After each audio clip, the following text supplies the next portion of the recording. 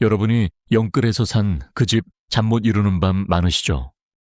그런데 이게요, 처음이 아니었습니다. 600년 전 한양에서 양반들이 똑같은 영끌로 무너졌습니다. 한양 사대문 안가옥 한 채, 1000냥에서 3000냥 사이였습니다. 일반 백성 1년 생계비 30냥, 한양집 한 채 값은 그 사람 30년 치였습니다. 또 똑같네 소리, 절로 나오시죠. 오늘 그 구조 풀어드립니다.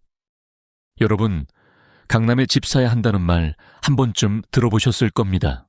조선 양반들도 똑같은 말을 들었습니다.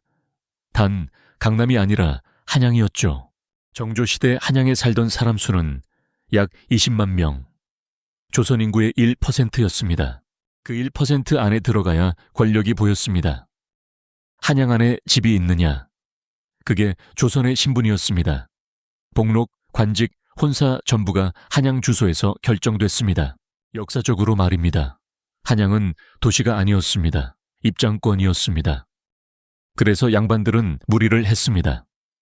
복록 10년치, 20년치를 끌어모았습니다.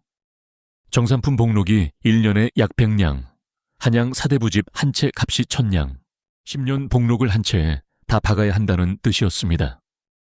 그래서 양반들은 친척 돈을 빌리고 본가 토지를 담보로 잡았습니다. 영끌이라는 단어가 없었을 뿐. 행위는 똑같았습니다. 5명 중 1명은 빚을 못 갚고 가산을 잃었습니다. 결과가 어떻게 됐을 것 같으세요? 양반이라는 칭호만 남고 집은 사라졌습니다. 한쪽이 무너지면 한쪽은 받아먹습니다. 노론 핵심 가문은 사대문 안가옥을 100년 단위로 세습했습니다. 양반이 영끌하다 무너지면 그 가옥은 헐값에 시장에 나왔습니다. 그 헐값을 누가 사 모았을까요? 이미 한양에 집 있는 사람들이었습니다. 영국 산업혁명기 런던에서도 똑같았습니다. 빚으로 무너진 자산은 이미 부유한 가문에 흡수됐습니다. 망하는 양반과 흡수하는 권문세가 같은 시장 안두 얼굴이었습니다. 그럼 조선만의 관계였을까요? 아닙니다.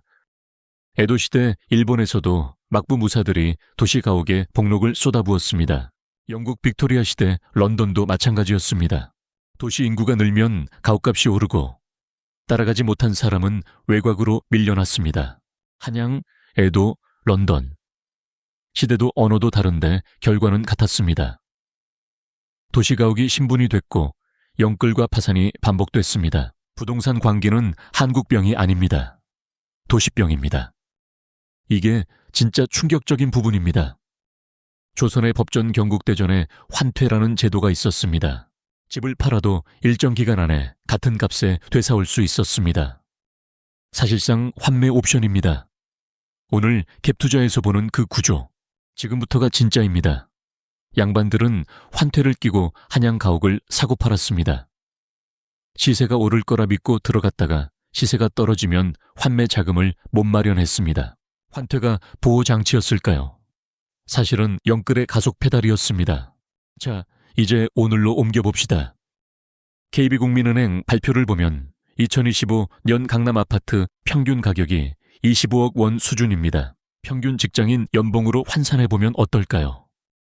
세후 연 5천만 원 기준으로 50년치를 한 푼 안 쓰고 모아야 합니다. 한양 사대부 가옥이 백성 30년 치였습니다. 강남이 직장인 50년 치입니다. 시대가 더 가혹해졌습니다. 여러분, 잘못이 아닙니다. 시장이 그렇게 설계됐습니다. 한 가족 이야기로 이걸 풀어드리겠습니다. 다산 정약용, 천주교 박해로 강진에 유배된 그 학자입니다. 유배지에서 두 아들에게 편지를 씁니다. 한양 심리 안에서 떠나지 마라. 떠나는 순간 가문이 끝난다. 학자였던 다산이 자식에게 남긴 유언이 학문도 신앙도 아니었습니다. 부동산이었습니다.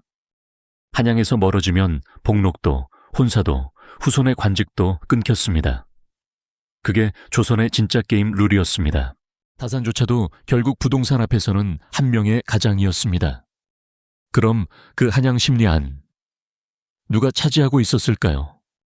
서울대 고동환 교수 연구를 보면 한양 사대문 안할자 가옥 절대 다수가 노론 핵심 가문 손에 100년 단위로 묶여 있었습니다. 영끌하던 양반이 무너지면 가옥이 시장에 나왔고 그 자리를 권문세가가 받아갔습니다. 한 가문이 한양 안에 가옥 10채, 20채를 두는 일도 흔했습니다. 양반의 한 채가 그들의 10채에 흡수되는 시간이 한 세대였습니다. 일본 도쿄에서도 미츠이, 미츠비시 가문이 도시 부동산을 묶어왔습니다. 영국 런던에서도 귀족 가문이 토지를 세습했습니다. 도시는 결국 가문 단위 자산이 됐습니다. 양반은 사고 팔았고 권문세가는 모았습니다. 그게 끝이었습니다. 잠깐요. 이게 옛날 이야기처럼 들리세요. 2020년 코로나 이후 4년간 강남 아파트 가격이 2배 가까이 뛰었습니다. 그 사이 영끌로 들어간 20, 30대가 가장 많이 늘어났습니다. 그 사이 자산가는 무엇을 했을까요? 다주택자 비중이 같은 기간 늘어났다는 통계가 여러 번 나왔습니다. 영끌에서 들어간 사람과 매물을 받아먹은 사람. 한양 양반과 노론 가문 똑같은 그림 아닌가요? 600년 전에도 지금도 구조는 같습니다.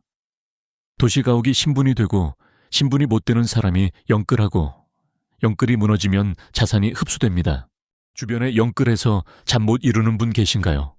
그분이 처음이 아닙니다. 600번째쯤 됩니다. 이쯤에서 한 줄로 정리해 드리겠습니다. 한양 가옥 가격이 백성 30년치였던 시대, 양반은 복록 10년치를 박았습니다.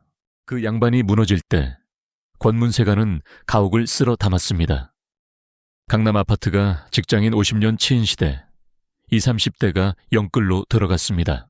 그 영끌 매물을 결국 자산가가 받아갑니다. 시대만 바뀌었지 현금 흐름의 방향은 그대로입니다. 600년이 지나도 답이 같다면 그건 시장이 아니라 설계입니다. 이건 우연이 아닙니다. 설계된 겁니다.